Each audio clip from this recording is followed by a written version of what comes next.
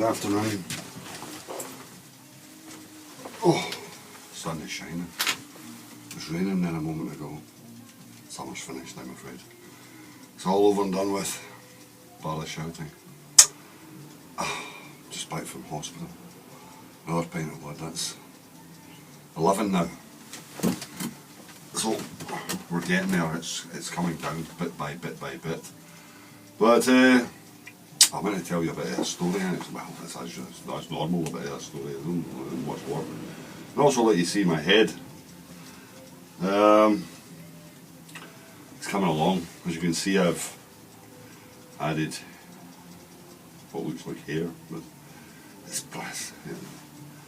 It's the artist in me cropping out, and so we've got it to this point, and I think it'll be scary.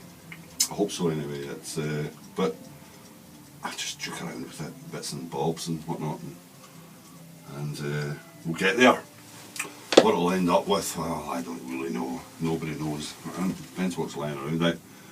As I said before, I gather all bits and pieces. Everything's got a use. Everything can find a home for it eventually.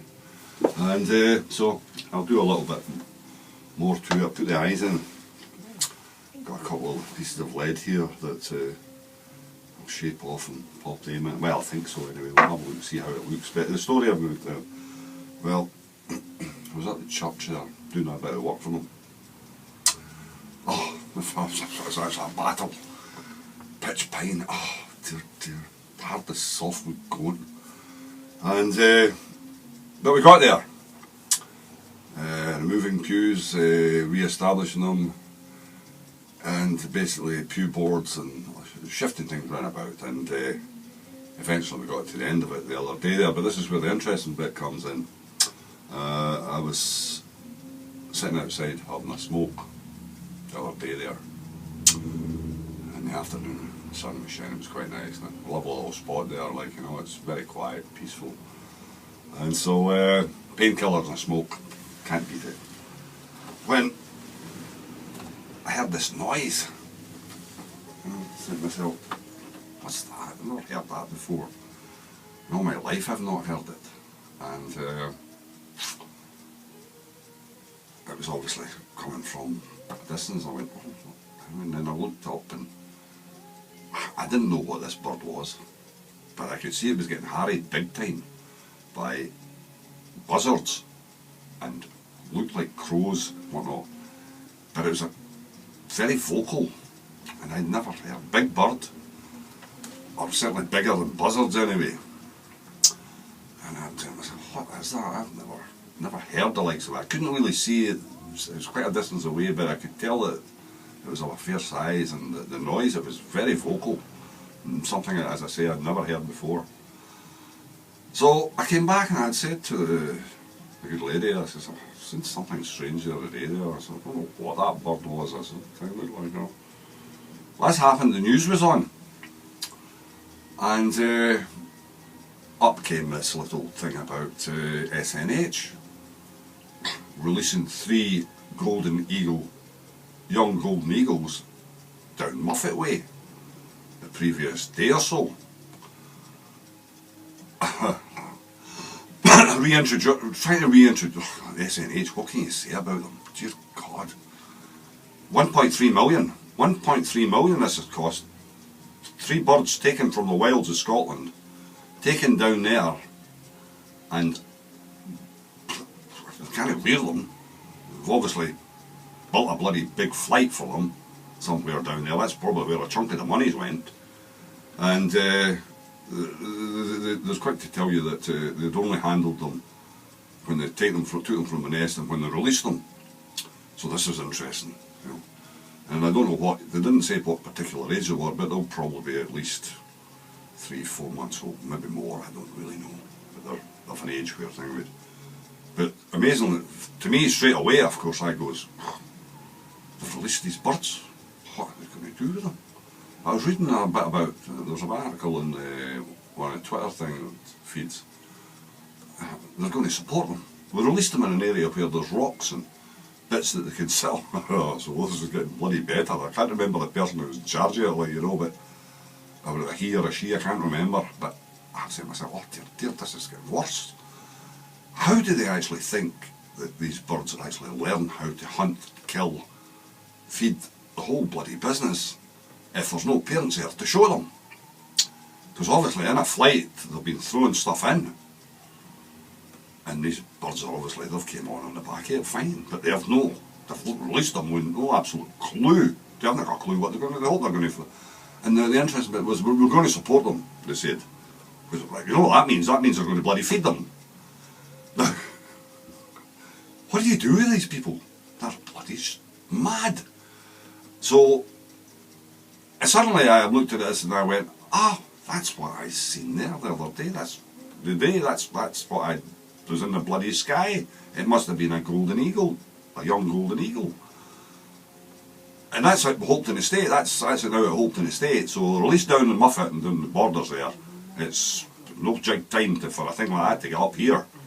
So genetically it's probably heading bloody north, because its compass will be saying to itself, I need to get back where I belong. But it must be, I've never, the last time I seen a golden eagle in the wild was I was a young man. It was a long time ago. And I've certainly never heard them being vocal like that, but I'd imagine they're much the same as young buzzards at times, because the young buzzards are extremely vocal, and we're polluted with buzzards up here. I mean, we've now got a situation where they're being too bloody successful, far too many of them, and the noise is horrendous off them. I mean, they're just, oh dear. But this was a completely different noise altogether. And I said to the wife, oh God, that must be what I'd seen the other day there. Surely no. I says, well, all my years I've never heard this sound before. Never heard it. I says, and it was a big enough bird. At a distance I could tell it was something totally different altogether. And the way it was getting harried was something else, like, which makes sense in some ways. But anyway, so it looks like there's been one heading bloody back up there, so I don't know. They say they've got them tagged and all the rest of it, but there's not a lot of information about on them. Obviously, we'll need to try and keep it secret, probably, says them, because we don't want too many people knowing about this, you know. There may well be a shortage of them on the Scottish border, but worldwide there's no shortage of golden eagles.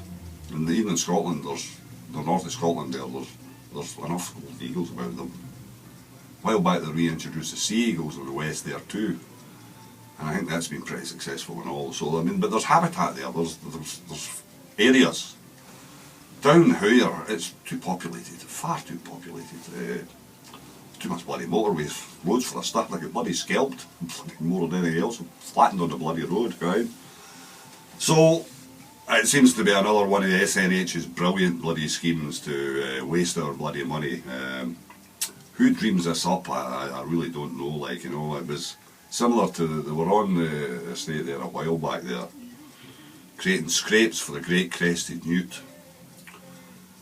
I don't know what these cost, wet spots and ponds and various things, like, you know. And I was talking to the ecologist that was in charge of it. Oh, he was something else altogether, like, you know. And I thought they were actually maybe going to be relocating them from somewhere, that they were developing somewhere that there was great crested newts, and this was you know, part of the deal. They'd be capturing them and moving them to an area that was safer. But no. I says, and where are the great crested newts about? I said, where's the nearest great crested newts? Oh, Dundas. I said, oh, Dundas. I says, well, that's down the other side of bloody Queensferry. I says, and they're going to travel here. Well, we're hoping such and such thing we'd like. I says, well, I remember as a young boy, in the early 60s, there were still a lot of bomb craters from the Second World, from a bombing. The Germans trying to bomb us out in the Second World War, especially where I lived. There was foundries, the Atlas on one side, which was a huge foundry, and the North British Steel Foundry on the other. And so they'd had good attempts through the time to try and bomb these places, but a lot of it was unsuccessful. But on the way, they created these craters, bomb craters. One of them weren't exploded either, they were into the soft. They built houses on them now. They're still in there, I would imagine, like, you know. But I was always reminded of my mother, stay out of these things, because there had been children drowned in them, and they were busy trying to get around to filling them in, but during the wet they filled up with water and they dried out and everything. Ideal conditions for the Great Crested Newt. So the expansion of the Great Crested Newt, in this area in particular, was down to that, and probably other areas too, was it created the right habitat for them. So I'm explaining this to the ecologist, this Tony chap, who's standing looking at me with a vacant expression on his face and wondering what the hell I'm going on about, but he had no bloody clue whatsoever. I said, where did they get these people? How did they get qualified? Where did they get it? They're a bloody lucky bag. So anyway, he says to me, oh, he was something with this, and well, he says, we'll monitor it, we'll be monitoring these because we'll know when there's you know, the ponds and scrapes and all that kind of thing, know when they're getting inhabited by various things. Well, I says to him, I says, I'll tell you before you monitor anything. What do you mean? He says. I says, well, see, as soon as there's something in that bloody pond worth eating, I says, there'll be at least one, if not two herons on the edge of it, busy eating it. I says, so, if your Great Crested Newt gets here, I says, it's going to be eaten by a bloody heron. I says, well, surely not. He says, they walked away, he went away, and I says, oh, dear, is this too much for me, like, you know, okay? And we need to give up on the fact that we can re-establish, there are too many of us nowadays, and the habitats are going to disappear. And probably new habitats will take over to a part, but certainly not. I mean, but we're talking about reintroducing one of the big cats in this bloody country too, and another S.N.H. bloody. So if you're sitting up there in bloody Inverness dreaming up this stuff, went and moved out of Edinburgh and built herself a £40 million bloody new headquarters up there. £40 million, supposed to be an eco building now, they tell me it's something else, like, you know. Anyway, that's my rant about S.N.H. So there you go, like, you know. And I'm sure there's people in that organisation that do know what they're doing, but I very much bloody doubt it. I don't think there is at all, like, you know. They jump on the bloody bandwagon, 1.3 million, 3 birds. I mean, what can you say? Gee whiz, it's some bloody cost. Almost certain that was what I seen the other day there, skipping about over the top of bloody Hopeton. So where it is now is, but we'll not hear anything more about it, because what happens with these schemes is oh, it's in the public interest, not for everybody to know. Oh, it is? Oh, yeah. It's public interest to tell us what you're spending the bloody money on. That's more like it. Anyway, that's my rant. My rant about S.N.H. Dear.